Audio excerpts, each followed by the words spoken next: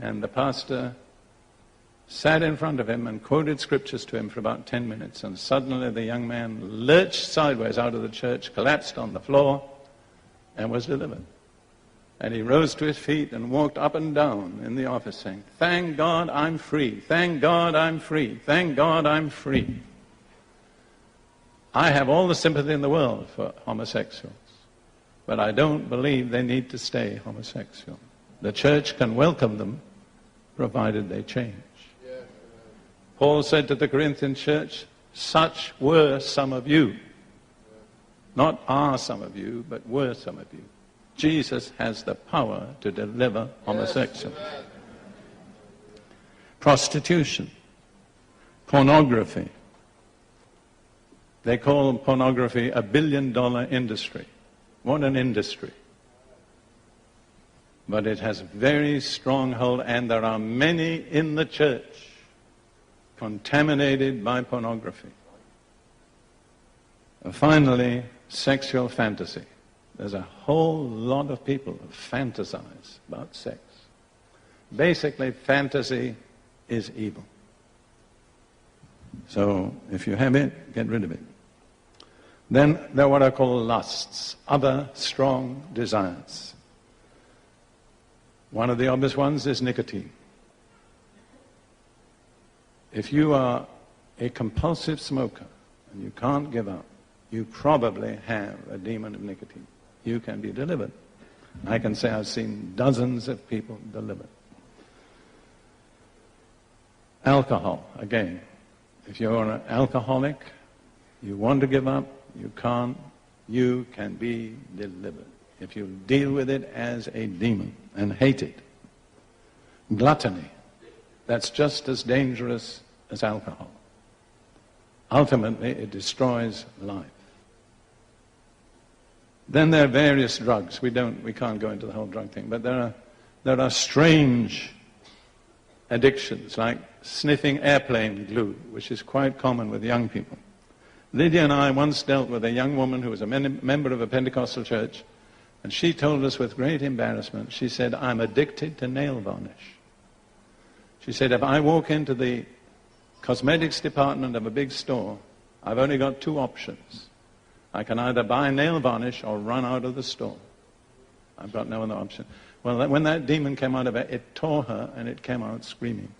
It was powerful.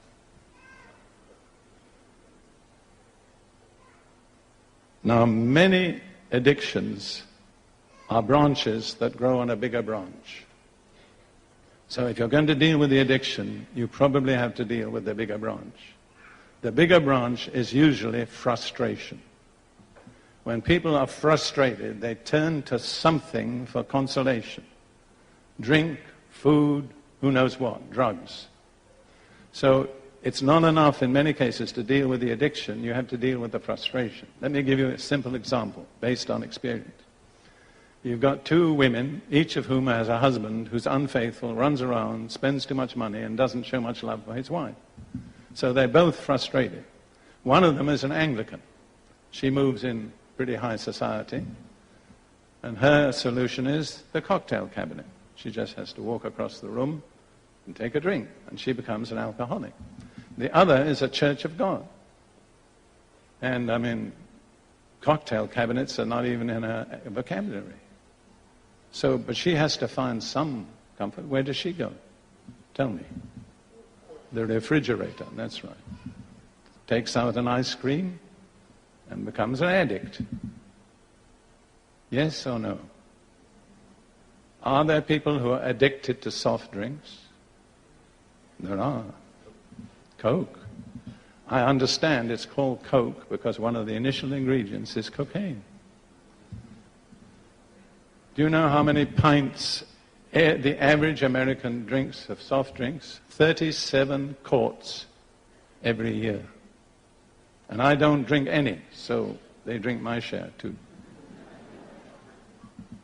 You have to decide, where do you go for comfort?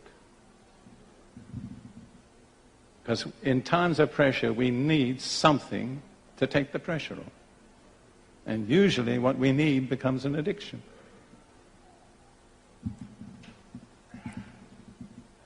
was a strange silence. All right, then there's the occult, a major area. I think 90% of people in Britain today are involved in the occult, and most of them don't know it. I couldn't give you a list, but let me just tell you one thing. The New Age is a kind of catalogue of the occult. And it's not new. They all go back for thousands of years. But anything, let me say it this way, there are many ways into the supernatural. But there's only one way that leads into God's supernatural. That is Jesus. Jesus said, I am the door. By me, if you enter in. If you get into the supernatural any other way, and I did myself, before I was saved, I tried to become a yogi. I got into the supernatural, but it was not God's supernatural. Let me warn you against fortune-telling, one of the biggest snares of Satan today.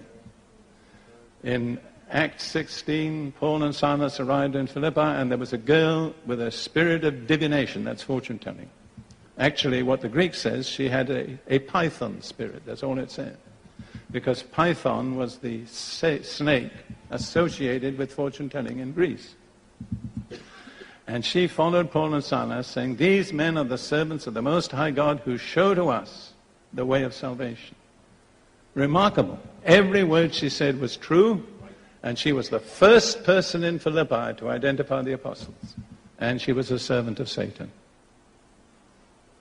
The fact that a fortune teller can tell you truth does not mean it comes from God. My wife has permitted me to tell this. Before she was saved, she was recommended by somebody to go to a fortune teller, a woman. The woman never saw her before and never saw her again, thank God. She knew nothing about her, and she told her 3 things about her. You cannot bear children, you have 3 adopted children, and your husband has left you. None of those did she know by natural means. But she was a servant of Satan. Why did Satan tell her the truth? To ensnare her. It was his bait to get her into the occult. Oh, there's so many dangers. Ruth and I dealt with a young woman here in Britain who was a Christian. But she'd gone to a fortune teller. She knew she shouldn't. And the fortune teller sold her, you'll be a widow very young. And shortly afterwards, her husband was killed in a freak accident. And then when we came, she came to me and she was pleading with me to tell her that the fact she'd gone to a fortune teller had nothing to do with her husband's death. And I couldn't tell her.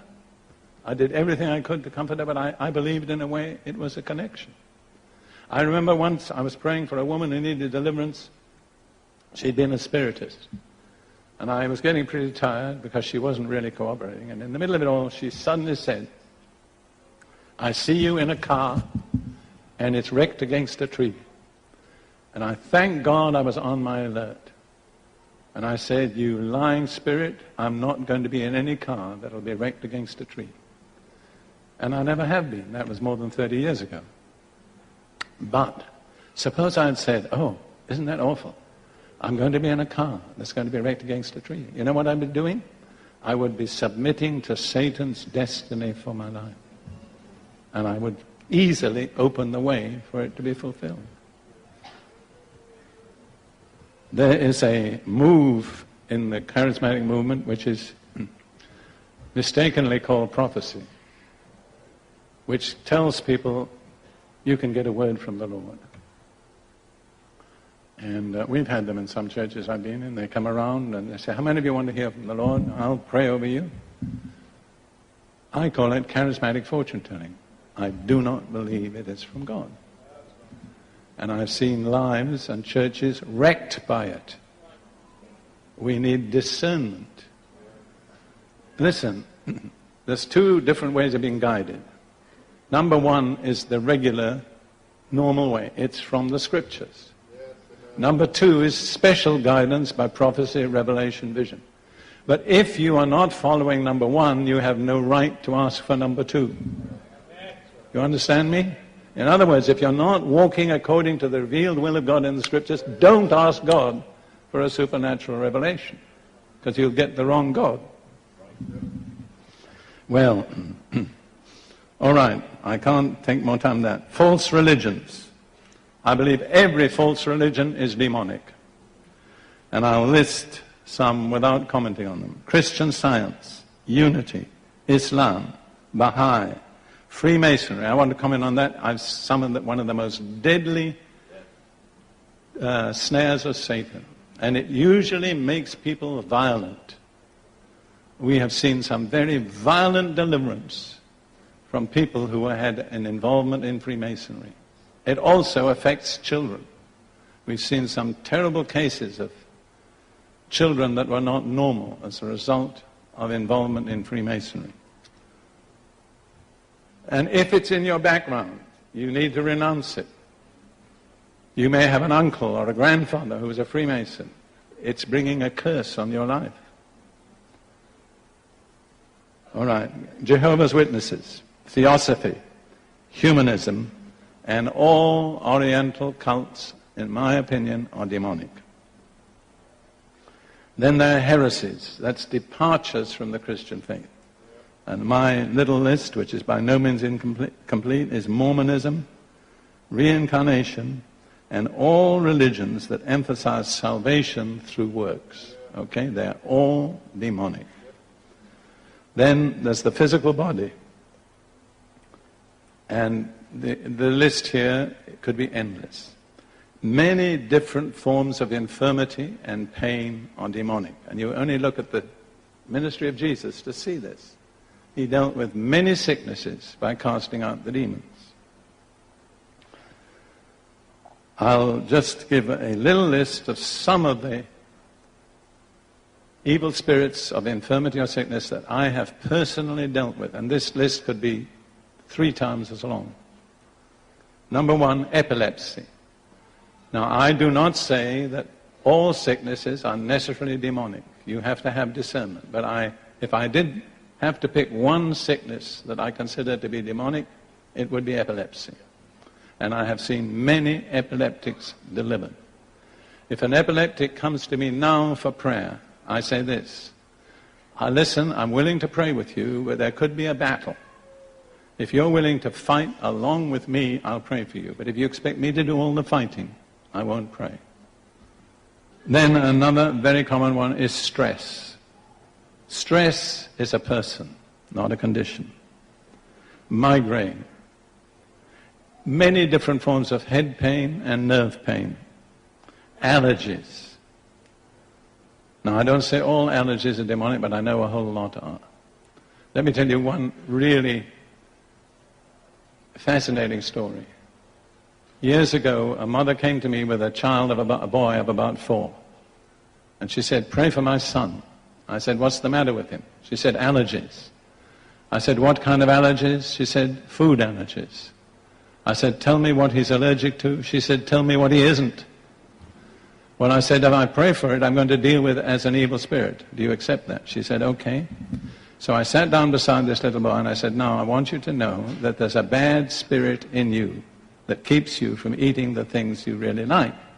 And I'm going to command that spirit to go in the name of Jesus. And when I command it to go, I want you to blow it out." Do you understand? I mean, he was like a soldier. He sat there. I did my prayer. I said, "Come out in the name of Jesus." And he blew out 4 times. That was all. No emotion, no excitement. So I thought, who knows what happened? So off the mother went, taking the son with her. 2 days later, she was back. She said, "Pray for me." I said, "What's your problem?" She said, "Allergies." I said, "Tell me first what happened to your son." Well, she said, "I took him home with me, and he marched right up to the refrigerator, opened the door, sampled everything in the refrigerator, and nothing did him any harm." So I want to emphasize this. It doesn't necessarily depend on emotion. Deliverance demands your will. You have to set your will against the thing that's tormenting you. A young man came to me once and he said, "I'd rather think I have a spirit of lust, but I'd rather enjoy it." Do you think God will deliver me? I said, definitely not.